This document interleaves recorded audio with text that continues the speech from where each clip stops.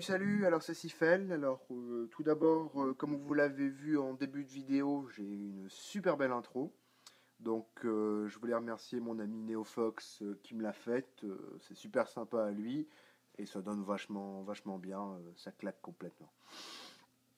Alors pour la vidéo d'aujourd'hui, petite review après utilisation de ce bas de masque en néoprène dur. Alors je l'ai testé aujourd'hui en partie. D'ailleurs, il est encore un peu transpirant. Donc c'était un bas de masque, donc comme j'ai dit en néoprène dur que j'ai acheté sur Taiwan Gun. Le prix là exactement, je l'ai plus en tête, mais pas très cher. Couleur attaque, bon à peu près attaque, hein. Bon, ça se mêlera très bien avec une tenue attaque. Pour ce qui est de donc l'extérieur, vous voyez très bien quelques petits trous d'aération sur le bas. Des fastecks de chaque côté pour pouvoir le clipser et le déclipser très rapidement. À l'intérieur, alors hop, on va passer ça comme ça. Donc vous voyez les moulures. Sachant que quand il est livré, il y a deux trucs en pseudo-mousse qu'on peut coller où on veut à peu près. Je pense que c'est surtout fait pour le dos des fastecks, pour éviter que ça appuie.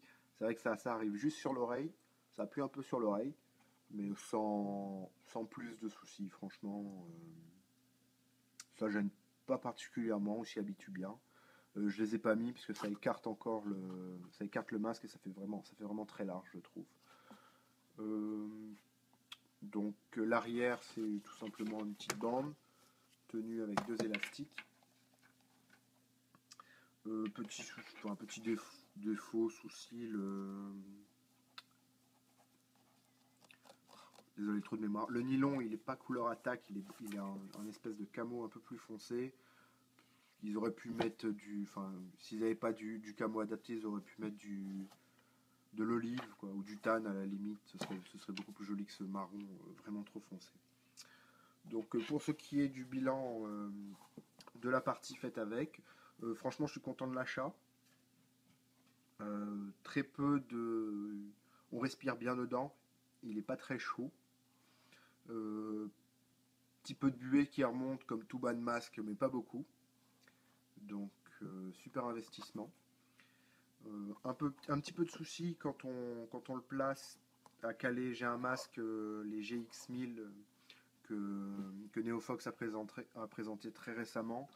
J'ai le même. Petit souci pour le caler dessus au début, donc il faut bien le caler, bien lever les sourcils. On a tendance à avoir les sourcils qui restent super élevés. Mais une fois qu'il est calé, ça bouge plus, c'est génial. Autre petit défaut, c'est cette lanière qui est censée aller quand on le pose en haut du crâne, elle a tendance à descendre.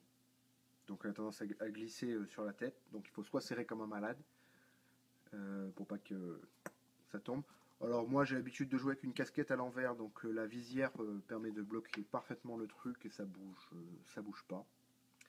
Donc si jamais vous n'avez pas de protection de visage, je trouve que c'est un bon investissement. Je trouve plus sympa sur le visage qu'un grillagé et beaucoup moins gênant pour la respiration et la chaleur qu'un néoprène souple. Il vous colle beaucoup moins, on sent l'impact de l'habit dessus, bah, ça fait pas du tout mal. Donc voilà.